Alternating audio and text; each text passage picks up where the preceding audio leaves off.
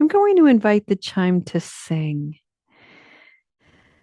And let's just enjoy that sound.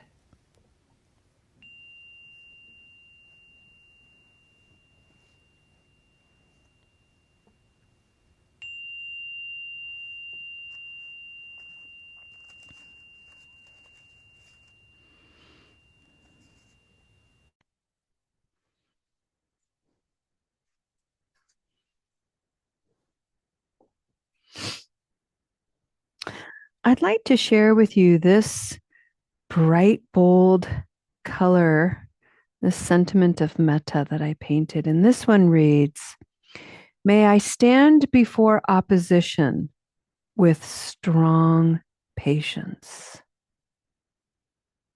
May I stand before opposition with strong patience. I'm going to add a little caveat to that sentiment of metta because I would like to encourage and invite that the source of opposition is each one of us. Just for fun, let's oppose ourselves and see what that means for us. So, when I'm in opposition to myself, what happens to me is all the shoulding, all the second and third arrows. So I've made a mistake, or I'm working with an old habit, and then I'm mad at myself for the error or the old habit or the old thought, whatever it is. And I'm already angry and I'm already mad at myself. And so then I start resisting being kind to myself, being patient with myself. And I start shooting second arrows and third arrows at myself. Julia, you should know better. Julia, I thought you were more spiritual. Julia, what's your problem? Julia, what's the matter with you? And on I go, creating all of this hostility and this aggression. I've also got voices that you shouldn't be like this. You should be like this. Why aren't you more like this? Why can't you do this? And on it goes. And all of these voices, all of these perspectives are in opposition to reality as it is. And the reality as it is this: I made a mistake. I'm standing before myself and this error and anyone who is negatively impacted by this. It might not even be any one person. It could be another kind of living being. Like, let's say I stepped carelessly on the earth and I've completely disrupted countless life forms. Could be as innocent as that. And that's the reality. That's life as it is. That's me as I am. And anytime I put forward, well, I should be this, I should be that, I am in opposition of myself as I am. And so, what I have to do is I have to cultivate some patience for myself. Wow, Julia, look at all of these pathways of opposition that I could take. And you know what? Instead, I'm going to stand still, stand strong before all of this opposition, ready to shoot arrows at me. And I'm just going to be still, solid like a mountain, unfazed, patient. And I'm going to let the storm of those voices come at me if they must, and fall away as they will.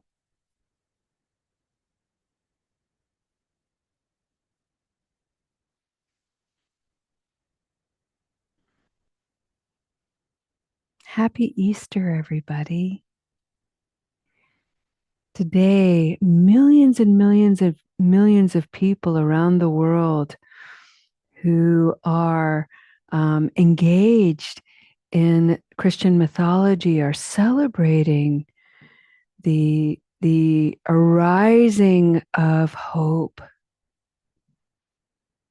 the arising of new life.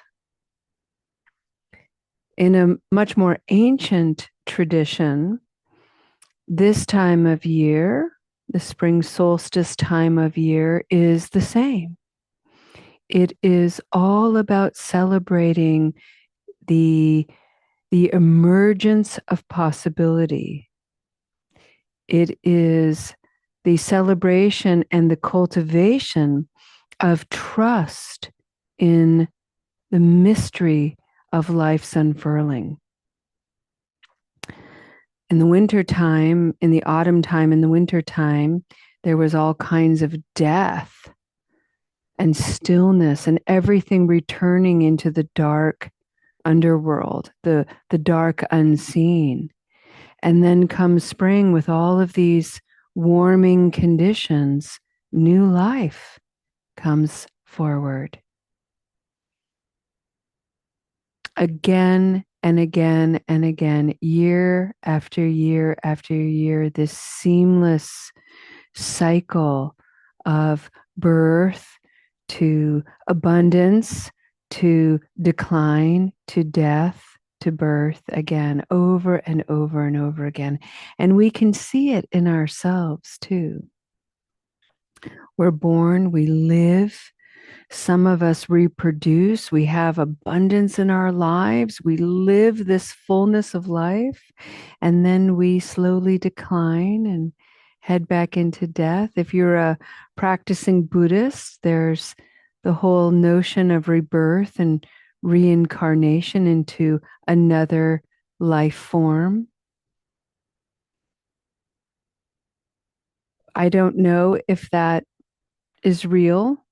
Um, and for my personal practice, that isn't, I can get kind of caught in the weeds of that. I can get sort of stuck in the story and needing to find evidence.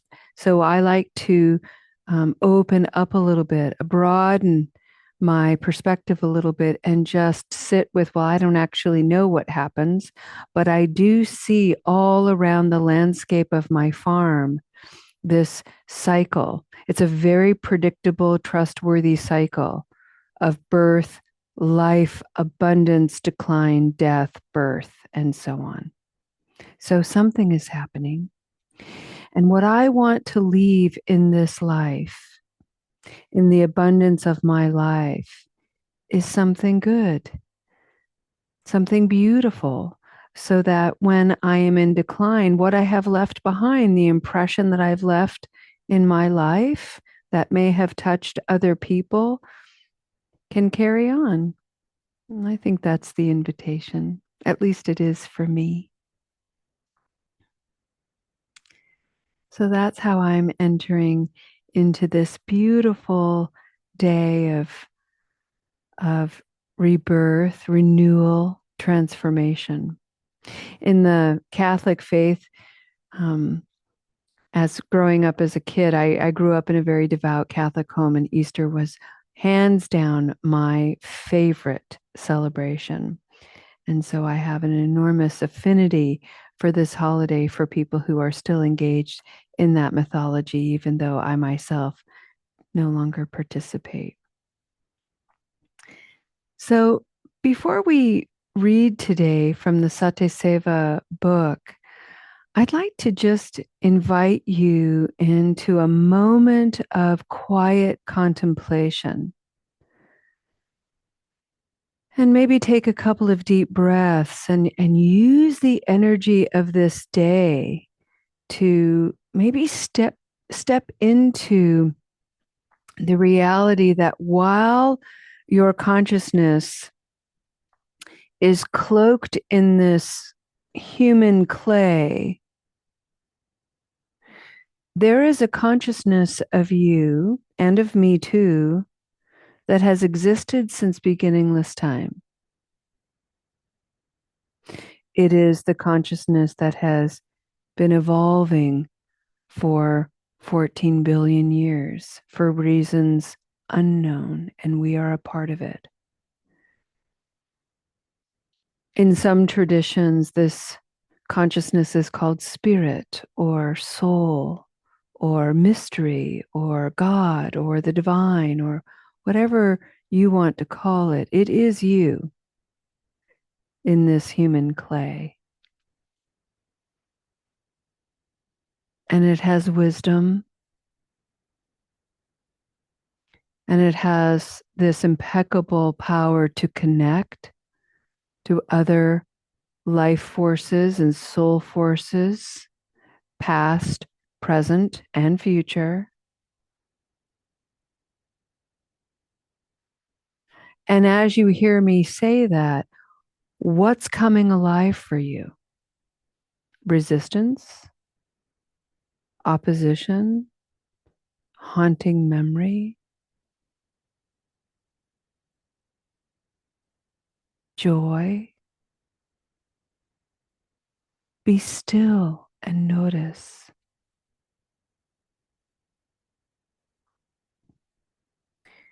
See if you can put yourself in your mind's eye in a place of openness. See if you can imagine a landscape that's open, wide open. I live in a place where the landscape is a wide open prairie. I can see for miles, and the sky around my farm is immense.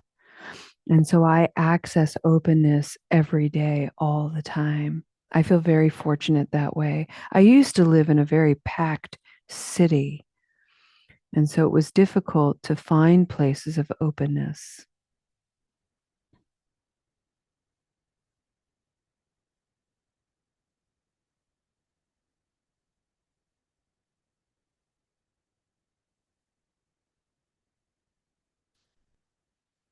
In this vast spaciousness, you are one of 8 billion people on the planet. You are one of countless life forms, past, present, future.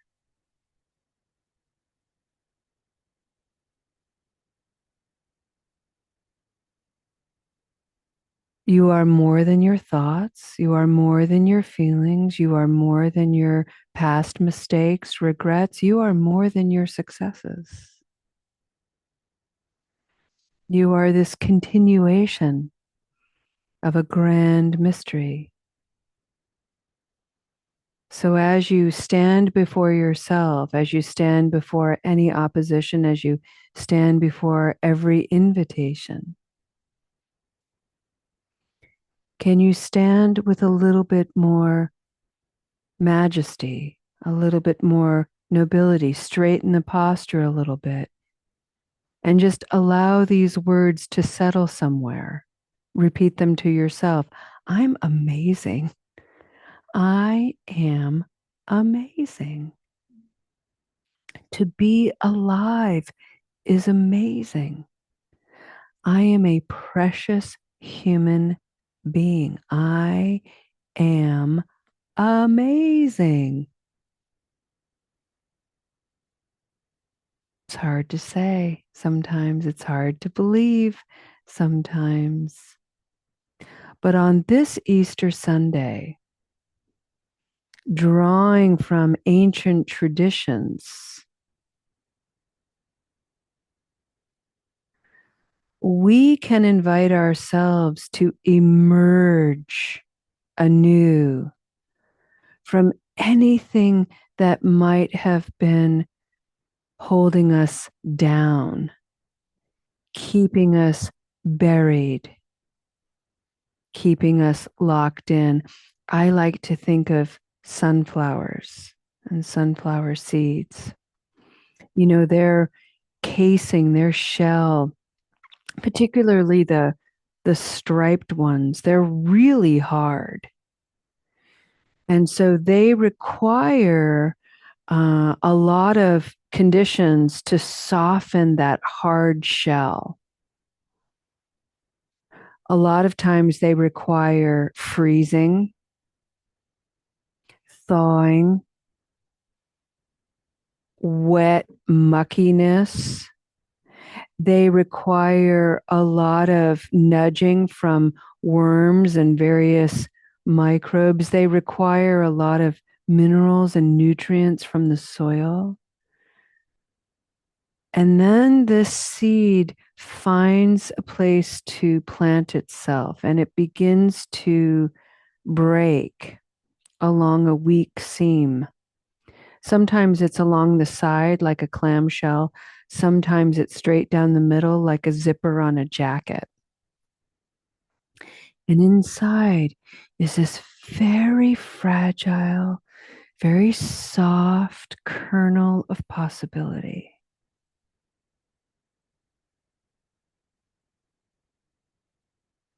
Inside you, buried by story, pettiness, confusion, distortion, and so on, is this fragile kernel of possibility, just like a sunflower.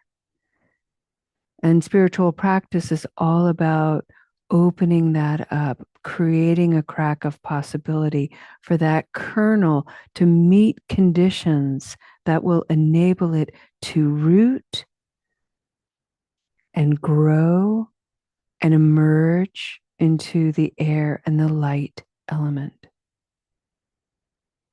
So imagine the sunflower. Its first little umbilical that happens isn't skyward, it's earthward. And it creates this little rooting anchor.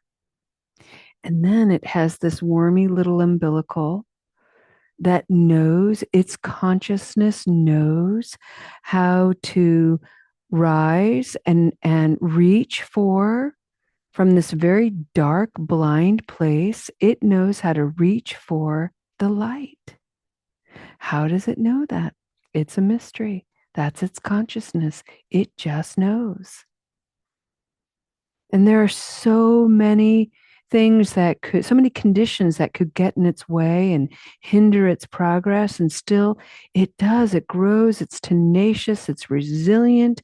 Doesn't give up. It keeps going. This little wormy thing, this light pale, it's almost a pathetic looking string.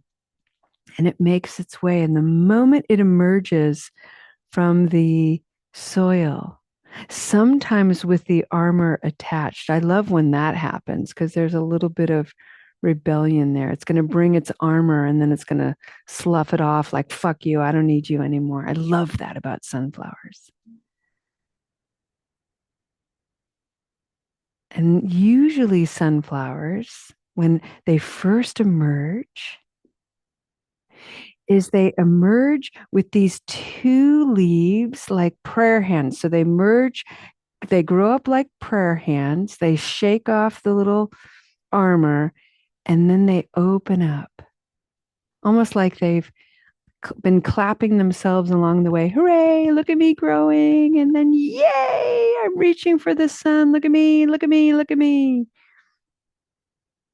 And sunflowers are wildly fabulous because they grow like a million inches a day after that.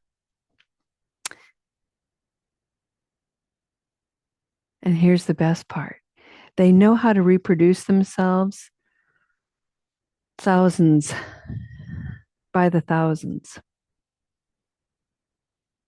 And my favorite part about sunflowers is from all of this early emergence, and then they grow into their abundance and they have this beautiful sunshiny image. And in the center are all their reproductions and all the ways that they are sharing themselves with the world.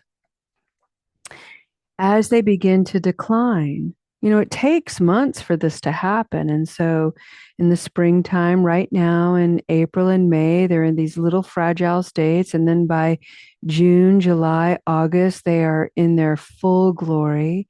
Come September, the little petals, little bright mane of yellow petals will begin to dry and decay. And then the most amazing thing that sunflowers do is toward their death, they pay reverence to the earth and they bow and give back. And that's the sunflower cycle. And that consciousness is in the sunflower, and that consciousness is in you and me too. It's the same consciousness taking on different forms. And while some humans may not reproduce themselves like the sunflowers, it's really important not to take that too literally and to apply some poetry here.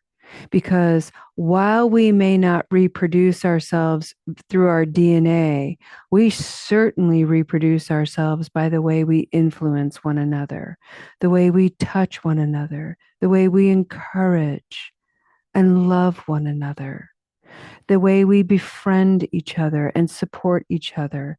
These are ways to leave pieces of ourselves behind in the lives of others.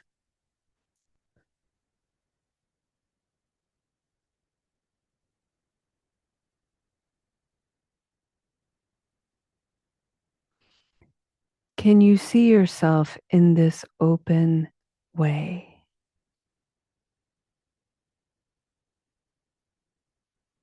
Can you see the possibility of this opening in your own mind and heart?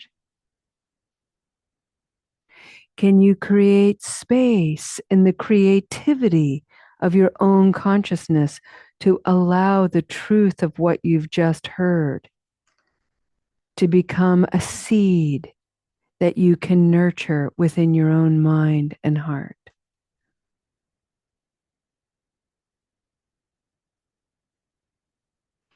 Can you be honest? Because the answer might be no. This sounds really weird, and wow, that's just a whole bunch of hippy dippy stuff, or whatever your mind is thinking. Can you just pause a moment and go, wow, would you look at that? And maybe there's some amendment to the soil that needs to happen in order for that seed of wisdom to be planted. That's okay.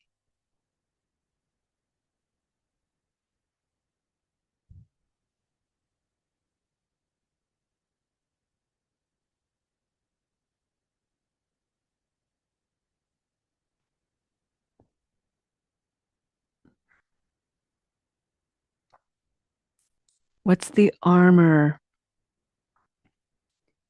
that you're ready to shake off? Armor can come in any form. It can be in the form of a habit energy, which could be a negative behavior. It could be a habit energy related to thought. And the thought could be a distortion in one way or the other. So, um, thoughts can lead us down pathways of behavior where we're diminished and worthless. On the other hand, thoughts of grandiose and inflation can also lead very negative results, can have us astray. Both are covering and hiding and locking in a kernel of possibility. What is that for you?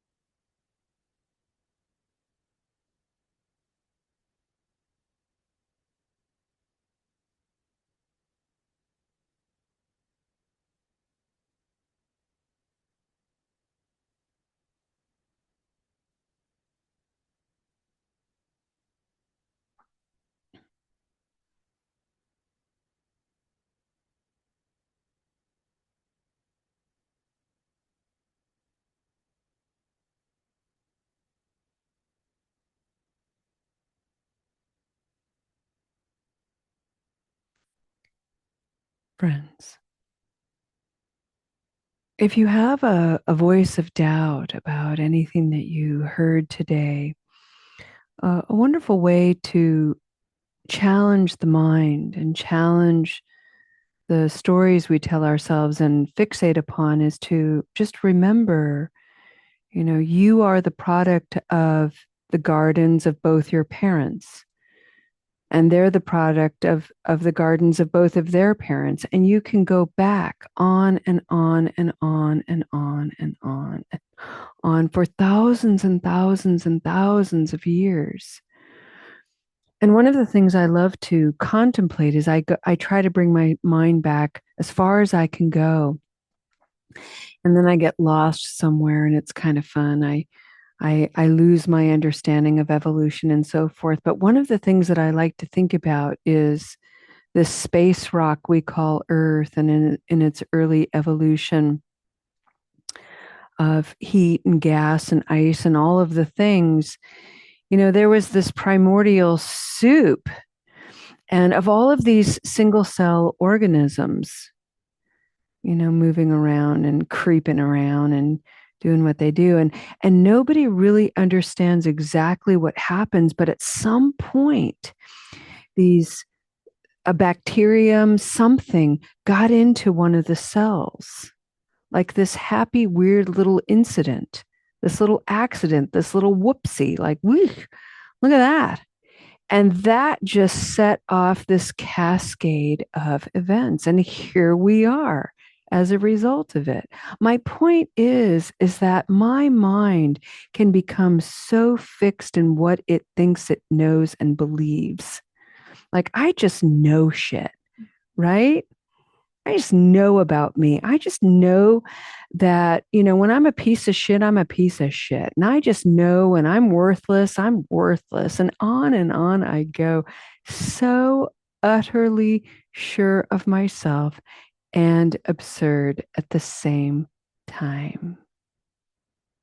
Because there's so much more about me that I can't even begin to fathom. And the only way I can really access that humility is to go into an open space and just look around at the magnitude of life itself. The eyes of the cosmos gazing upon me in this moment. Who am I to look back at that and go, oh, yeah, I know. And so I turn to my gardens and the life that keeps happening seasonally and the rhythms that I can take stock of and the possibility that's there. And I no longer doubt that those rhythms and those cycles, the seasons, the ups and the downs, every bit of it is also me. I am an expression of this consciousness every bit as the weather is, as the sunflower is, as the trees are, and so forth. But I can't get there if I don't give myself an opportunity to explore openness. And here's a great final thought about that. None of what I just shared with you today was anything that I was thinking about sharing today. None of this was planned. This is just what came forward in this moment. And I was going to read a little section called I Am Right. And as I was talking, beginning with our sentiment of metta, and I was thinking about Easter, this is what came forward today. This is what happens when you cultivate and practice. This is what happens when I cultivate and practice this openness, where I really can just become this vehicle, this channel for this imagery and these thoughts to hopefully inspire your own wisdom and knowing.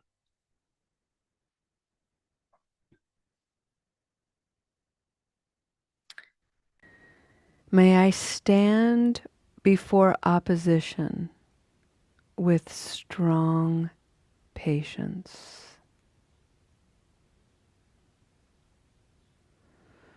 May I stand before opposition with strong patience.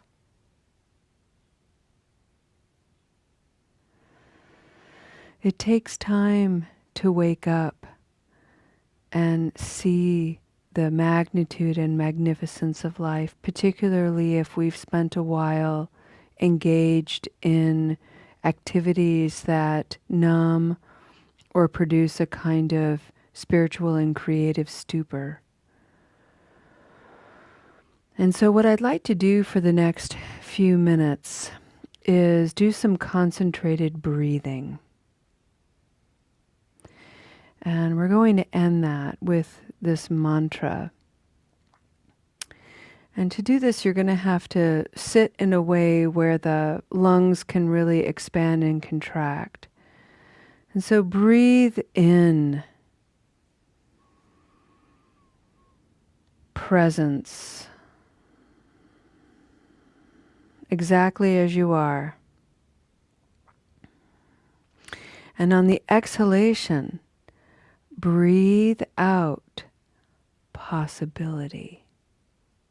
And even if you can imagine as you're breathing out, imagine the word possibility riding the exhalation. And each letter is like a little seed, a little dandelion seed coming out of your mouth, just spreading itself all over the place. Look at all the possibilities getting ready to be planted. But breathe in that present stillness of you, solid, strong, patient. Breathe out possibility.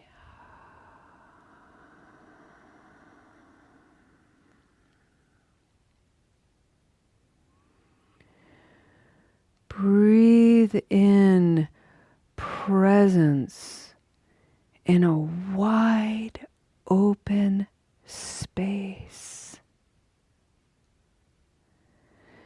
Breathe out possibility. Don't forget, not every possibility wants to be planted.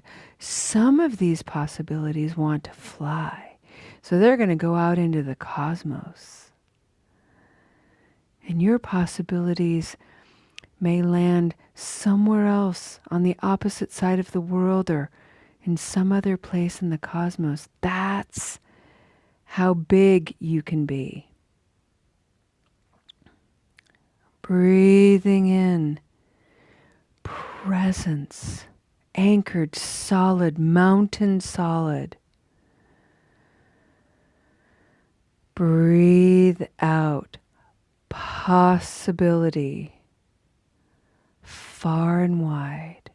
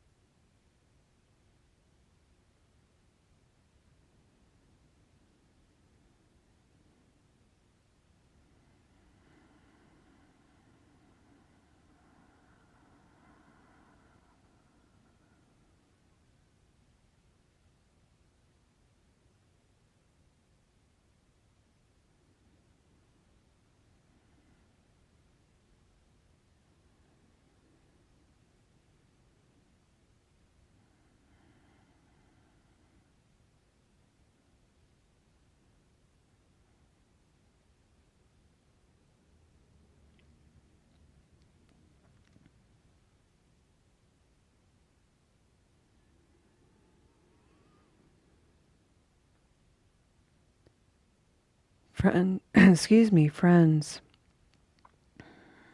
The metaphor of the resurrection being celebrated today is an ancient one, and it predates the story of Jesus of Nazareth. And the symbolic nature of this metaphor points to the same meaning, and that is sada, the heart-led life. To lead one's life with the heart is to trust in the unseen furling, the uncertainty of life. And that trust is the solid foundation that leads us, that keeps us going, that keeps the momentum to keep living. And the trust is that life is conspiring for our well-being. That part of being in this precious existence is to see its goodness beside its misery, to see its wonder beside its evidence, to see the beauty beside the horror, to keep going irrepressibly, full of possibility.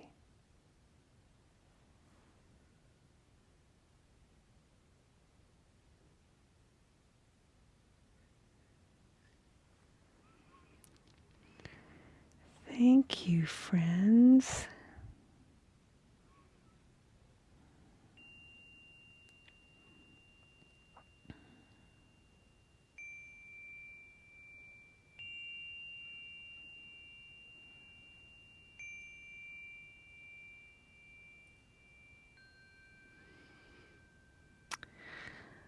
Thank you, Lo.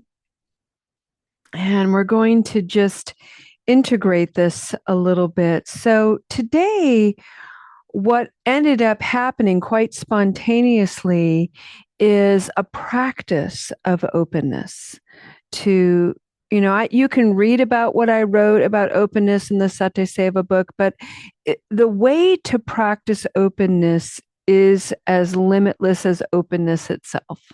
It just comes up in so many ways. And one of the things that came forward to me as I was thinking about the emotional landscape of, say, anxiety or depression or worry or even regret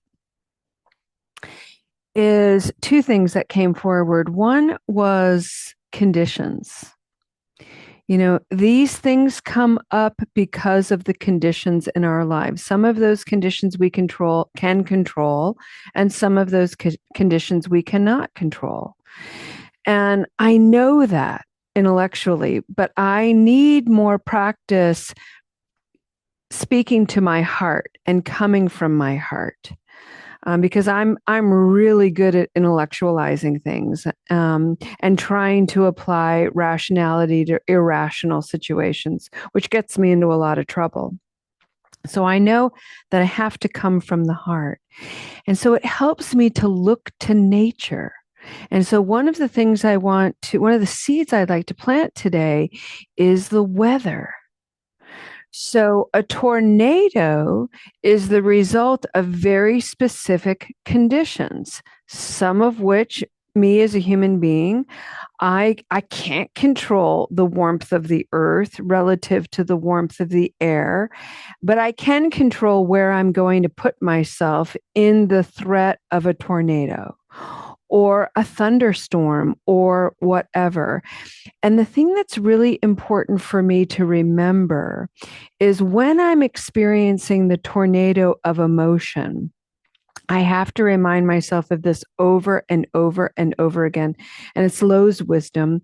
And it's that wonderful mantra, this is not that.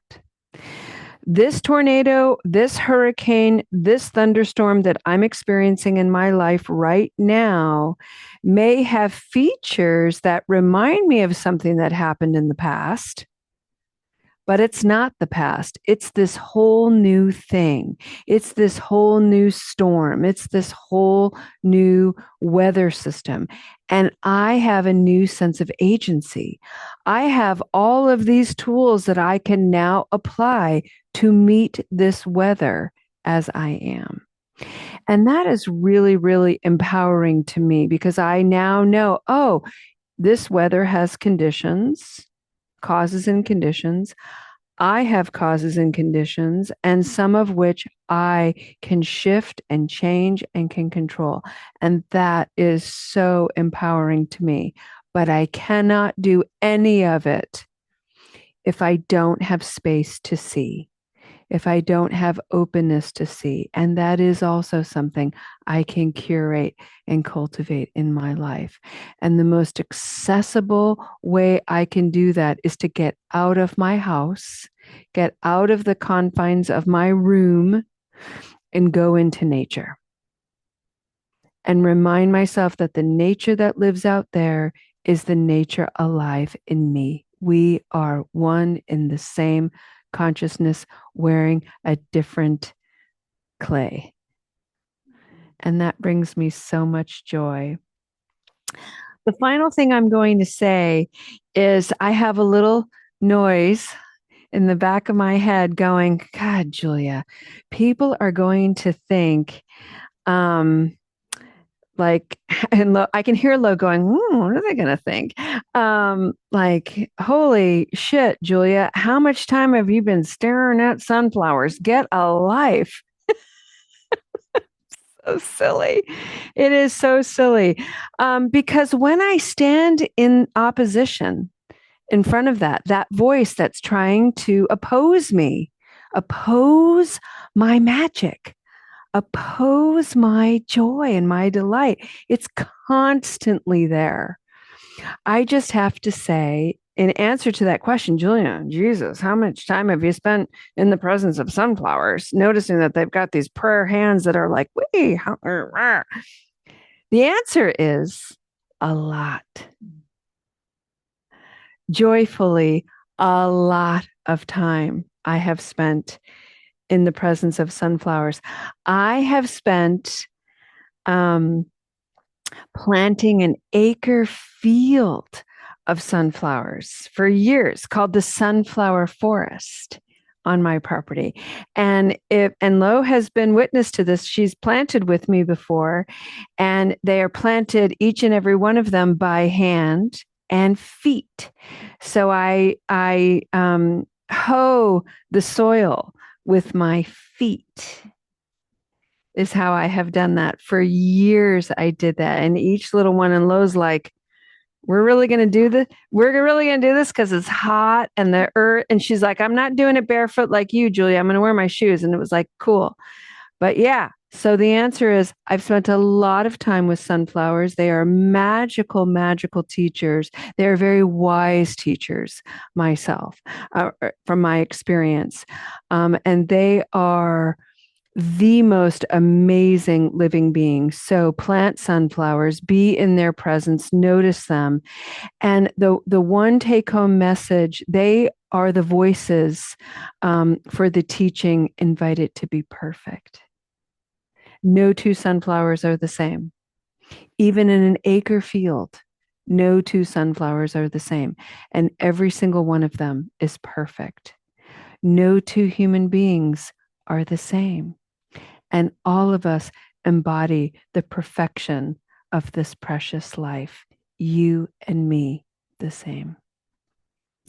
With that, I'd like to invite you in a little ritual, which is to sit nice and tall, bring your hands in sunflower pose. That's what it's going to be called from now on. Sunflower prayer pose. Close your eyes. This sacred moment, this sacredness above me, there is sacredness below me, there is sacredness before me, there is sacredness behind me, there is sacredness within me.